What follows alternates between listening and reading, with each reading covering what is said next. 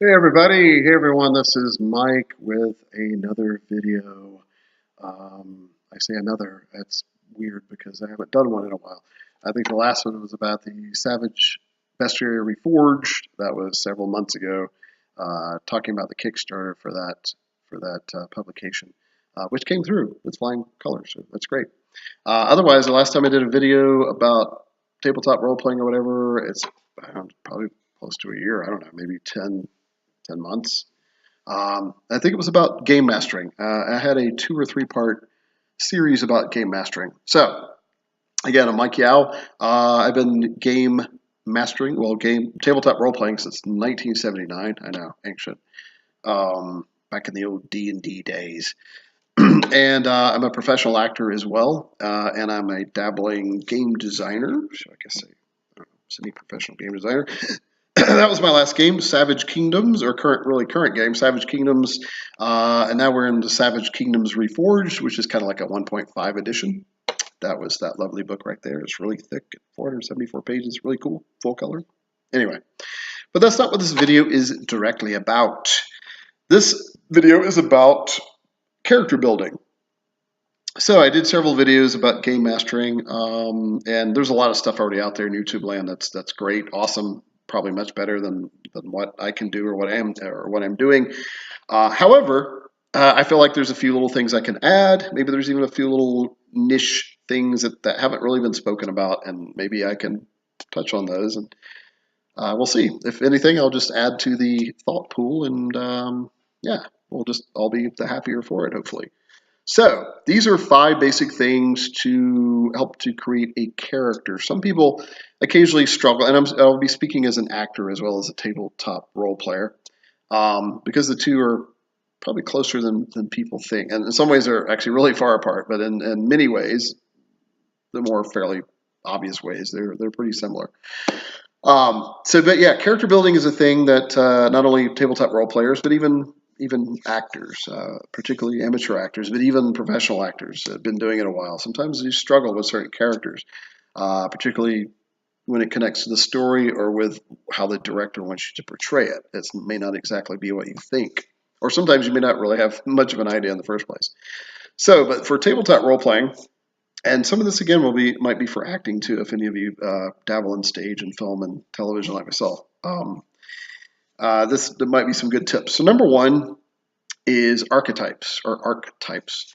Um, so these are pretty obvious. These are certain generalities or archetypes that are pretty well known, such as, for example, Robin Hood or King Arthur or Merlin. And it doesn't even have to be a character or character type from medieval literature or fantasy literature or medieval history.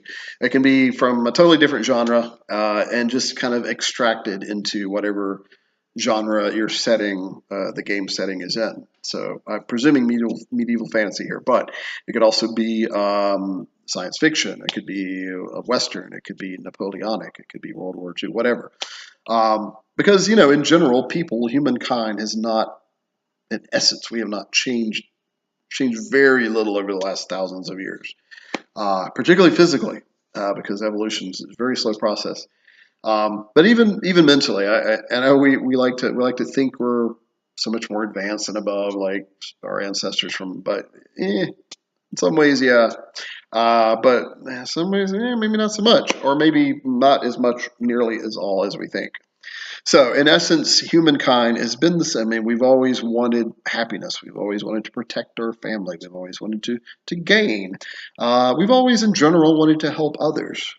Um, Anything varying from that would be considered often in many tribal societies or even overarching kingdom societies, feudal societies, might be considered dishonorable or possibly even evil. So there is biblical evil, as some people believe in, and I do to a large extent, but also there is tribal ethics and tribal morality. So the further you get away from what's established as the norm or the good for the tribe or the society is therefore what's the opposite of good? Evil or bad. So or mal, as in the Latin. Um, so that's you know, good and evil sometimes is seen as this kind of fairy tale thing. Like he's evil, likes to kill people and just destroy things for no reason. Well, no, that's like a maniac. Like that's just a random person. So in the evil person, a villain almost always thinks he is doing the right thing. He or she is doing the right thing, at least for his personal code of honor, or possibly even his tribe or kingdom's code of honor or order's code of honor. He or she is driven to believe that, and they're just not doing this stuff randomly. I'm not defending them. They're probably doing some horrible things, but they probably believe in their heart that it's a thing. And whenever I portray a villain, whether it's tabletop role playing as a game master or on stage as an actor or on film or whatever, I always approach the villain. He's right for all you know. I mean, he thinks he's doing the right thing.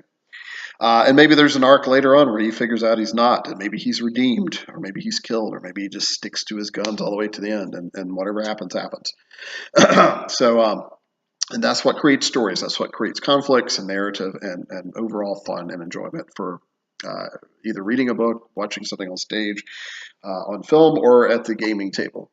So yeah, so if you have trouble with the archetype, just choose an archetype that's known or archetype that's known and tweak it a little bit if you have to. Instead of Robin Hood stealing from the rich and giving to the poor, perhaps he also steals from the poor and doesn't steal from the rich. Perhaps he's hired by a noble family to prey upon as a banditman, as a highwayman, a brigand on this one particular trade route to target these travelers and extract and extol more monetary gain or precious jewels or whatever it is he's looking for. Or maybe he just likes to steal horses.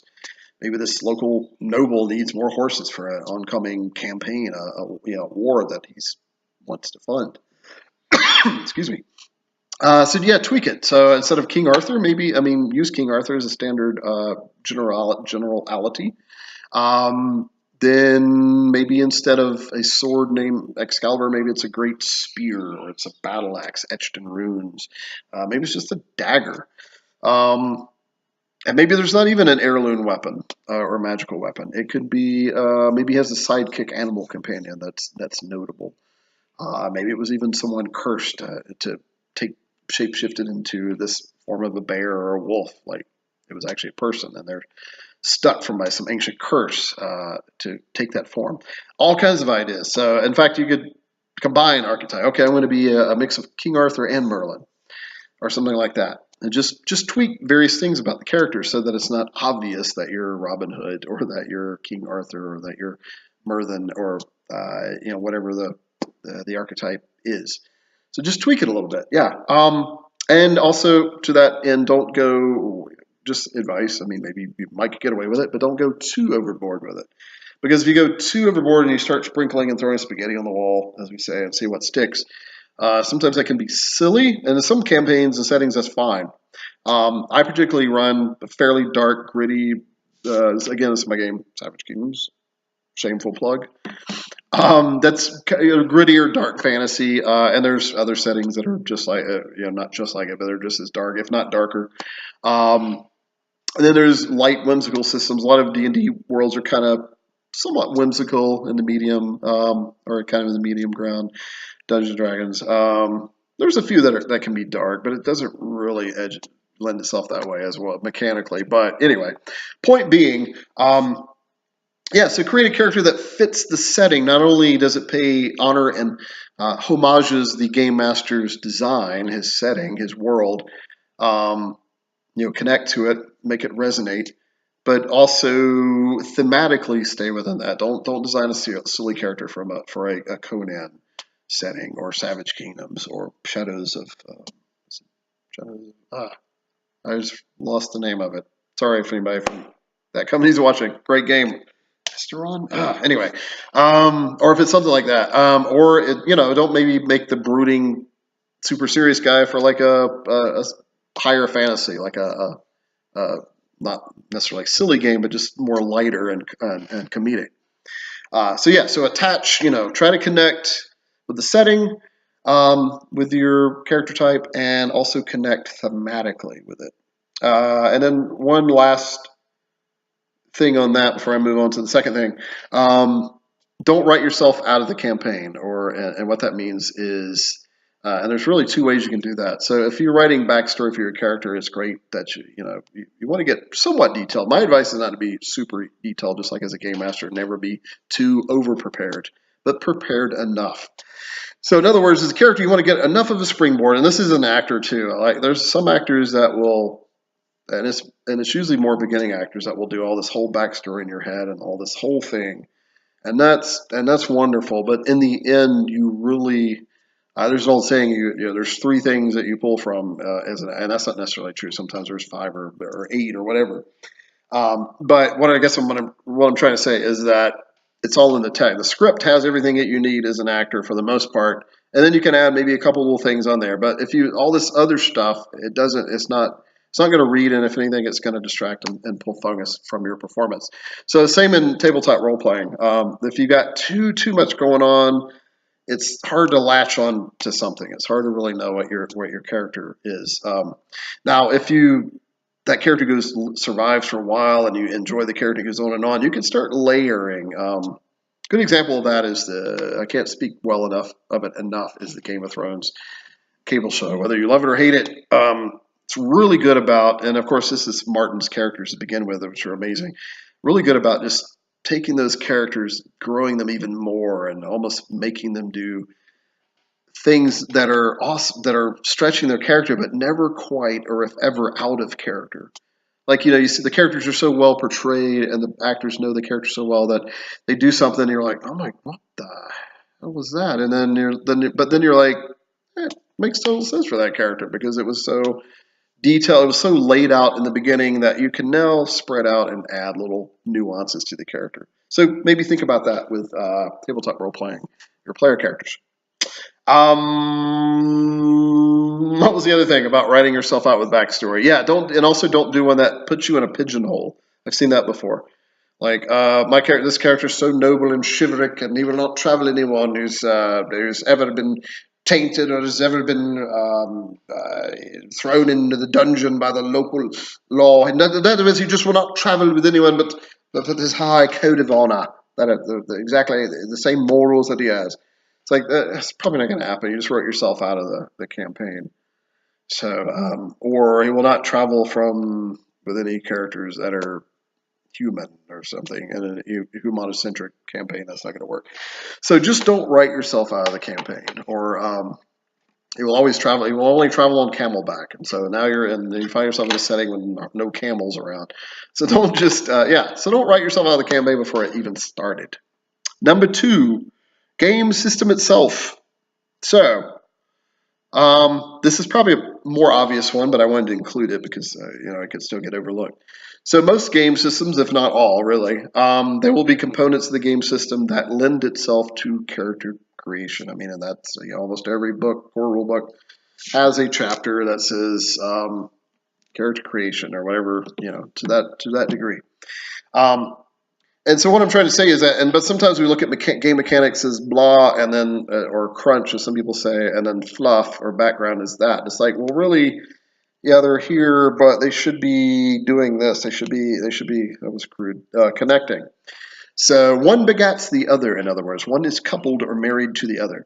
So if there is a game mechanic that allows this cool thing that you have thought about by your character, then by all means, if you can take it, so to speak, as a character, if it's a talent or a feat, then yeah, you probably want to take it if it backs up that actual. In other words, it's great to have a mechanical structure or layout for a cool concept of the character. Now, not every game system has every single concept you can think of, and that's just something you'll have to role play, or maybe you come up with the game master for some actual game, hardcore game mechanics for it, or just take something that's close to it and use that sort of subsystem of the rules. So yeah, let the game system itself kind of just help build the character with it, and I would even connect the setting to that as well. So again, going back to what I was saying a couple of minutes ago, say you're a character in the dark sun setting, but you want to build he's a swashbuckler. But it's like, well, first of all, that's kind of out of period, so to speak, for dark sun, and you're not really homaging or honoring the system. Now, it'd be good to you could tweak tweak it a little bit. You want to make the characters not all the same from the setting, but always pay honor to it. The game master will reward you, and they will love it.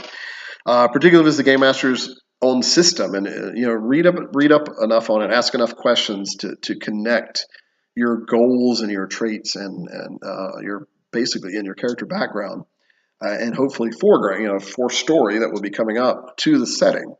So don't be told like the game master tells you a million times it's a Dark Ages setting, and then you want to have a musket or a big floppy hat with a feather in it or something. Unless he allows it, that's probably not going to happen. And don't get upset if he doesn't allow it because he's already told you that's the setting. Or vice versa. It's say you're in a Renaissance setting and you want to have a flint tipped spear. I mean, that's fine if it works in the setting, but in general, it may not work. Or this guy in a loincloth running around the courts or something like that. But so don't write yourself out of it and pay honor to the game master and the setting and the system, because the system and the setting generally honor each other. And last thing on that, so there are talents and feats and perks, whatever the system is called. Savage Kingdoms we call it talents. Dungeons & Dragons has feats. Some other systems call it perks or advantages. The flip side to that, so to speak, are weaknesses, as we call them in Savage Kingdoms, or quirks, I think in some systems, or basically disadvantages. Take those, because most systems give you bonus points. That's great mechanically that you can spend towards extra talents or skills or whatever. But mostly, unfortunately, I've been blessed enough with some pretty good players that, they like the bonus points, but they really like to role play these traits out, these weaknesses. Because I can almost say literally and probably be right.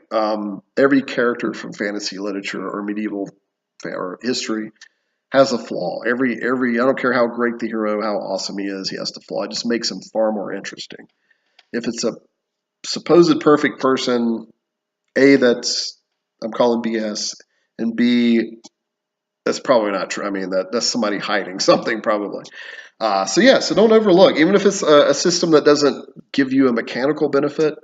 Put them in there. They're fun to role play. They're fun for the GM to learn about and kind of challenge you.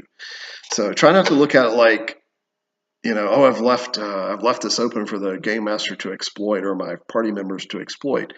Look at it more like an improv technique, as a challenge, as someone giving you, okay, well, I've got that weakness and I'm leaving it open for somebody to exploit it, and let's see how I respond to it. That's how the character responds to it. That's how you grow as a character. That's how you grow as an actual human being. So those are fun to do, like being obsessed with something. Some of the Savage Kingdom's weaknesses are obsession, addiction, phobias, madness, being cursed, being oath-bound to someone to such a degree that you will do almost anything they ask. Those are, and there's a ton more, and those are fun to play with. So do not forget those. Definitely rounds out the character. Number 3, right? Yeah, number 3, 20 questions. So most everyone, I'm sure, probably knows about this game or exercise called 20 questions, where you ask a person 20 questions or 10 questions or 12 questions. So I like to do this as a game master. I don't do it all the time. I do it a lot of the time. I should do it more. And it could be, it's either a handwritten thing that you email people or hard copy that you give them in person, or it's just a vocal thing back and forth.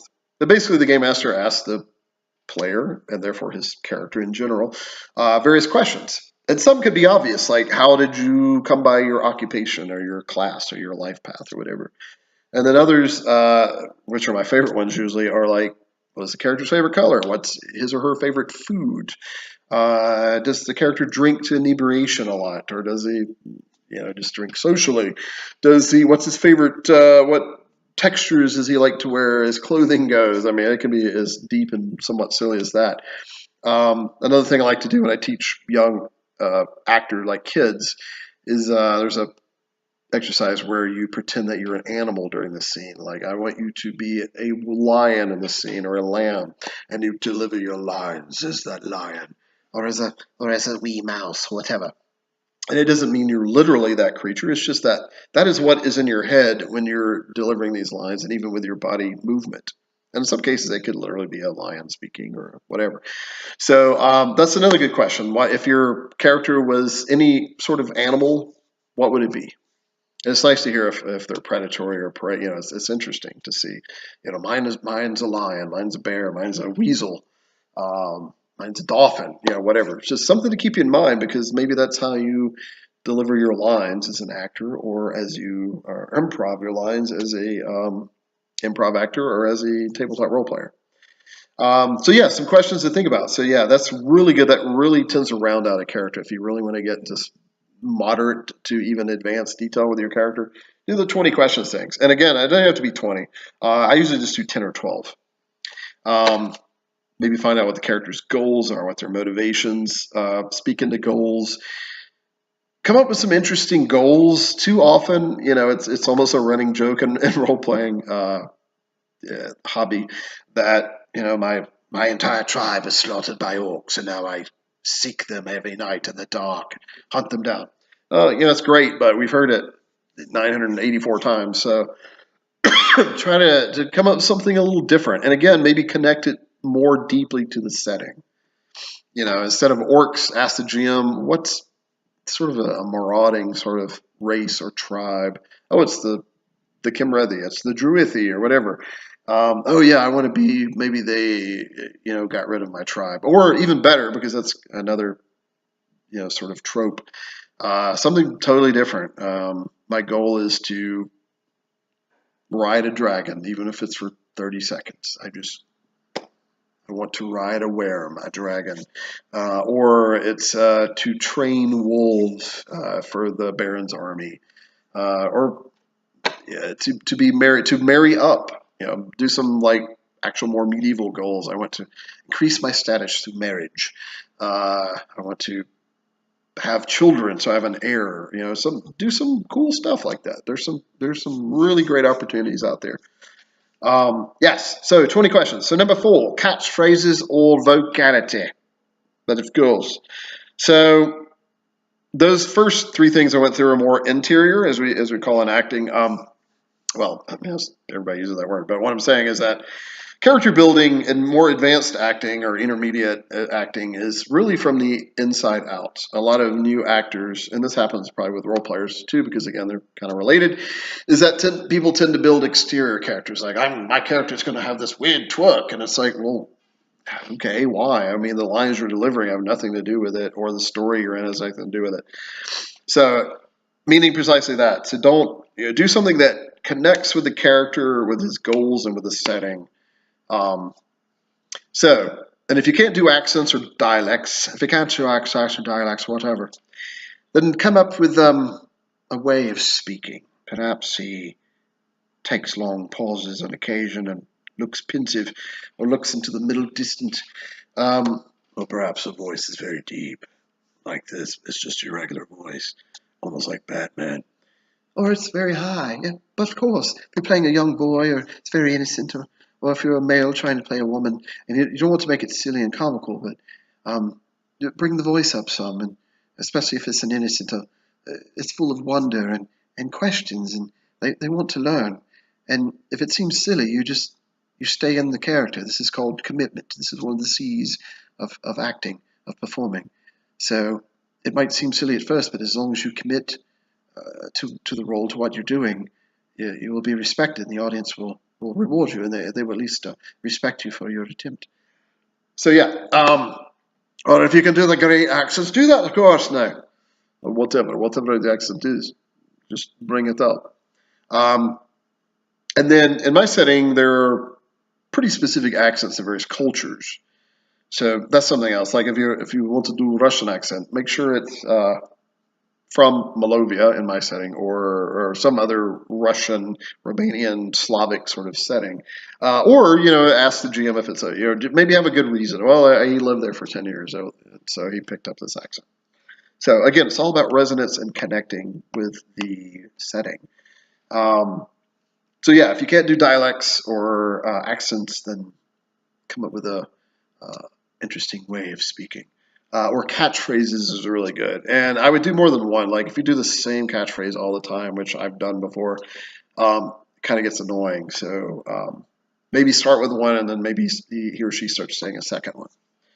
So catchphrases are something like, like "so let it be." The character says that a lot. So let it be.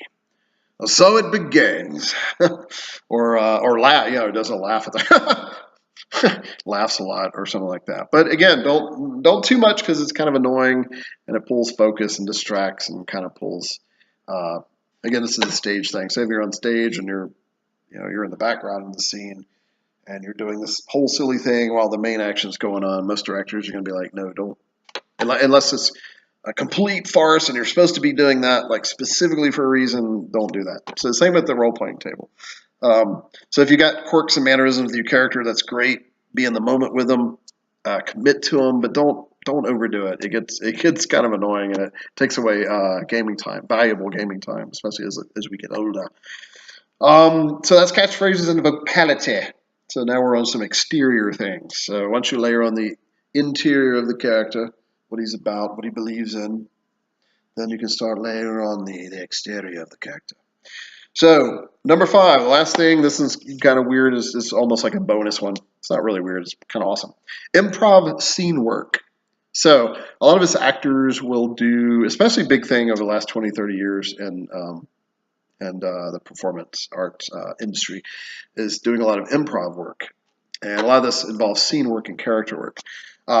Sometimes it's called workshopping as well. So basically actors get together and you're creating it's either a character you've been cast in and you want to take it on a test run. And so you can interact with other people and know how you're going to talk to them and that sort of thing. So yeah, and you're not using actual scripted lines. You're improvising as that character. And I've been on some movie sets where a lot of us kind of do that, just joking around. We're not really, but it's really helpful. I mean, some are literal exercises. Like tomorrow, you've got this workshop thing you have to show up to. But others will be like in between takes, we're all, we're still as our character and we're talking. And it's kind of fun because you're discovering more about the character. It's becoming more natural. So the fact that you're now saying unmemorized, unscripted lines, but making it seem just like the scripted lines as that character is pretty amazing. And that's very much true in tabletop because tabletop, is not really scripted. So especially from the player character's point of view, you're just reacting to what the game master is describing to you in the setting. So it's 99% improv. So improv scene work. As the character go through the steps I just gave you, and then just do some improv work with the game master or with a couple of your players. Again, seems a little silly, maybe it's a little over the top, but it's actually super useful. In fact, the main thing to me would be the 20 questions and the improv scene work. If you do those two, the other stuff's great as well, obviously. Catchphrases, vocality, that sort of thing. But those two in particular, you'll probably be amazed that you're like, wow, that was pretty cool. I really kind of feel like this character. So the one thing you want to avoid, and we've all heard this as game masters and players, we've heard, I don't know what my character would do.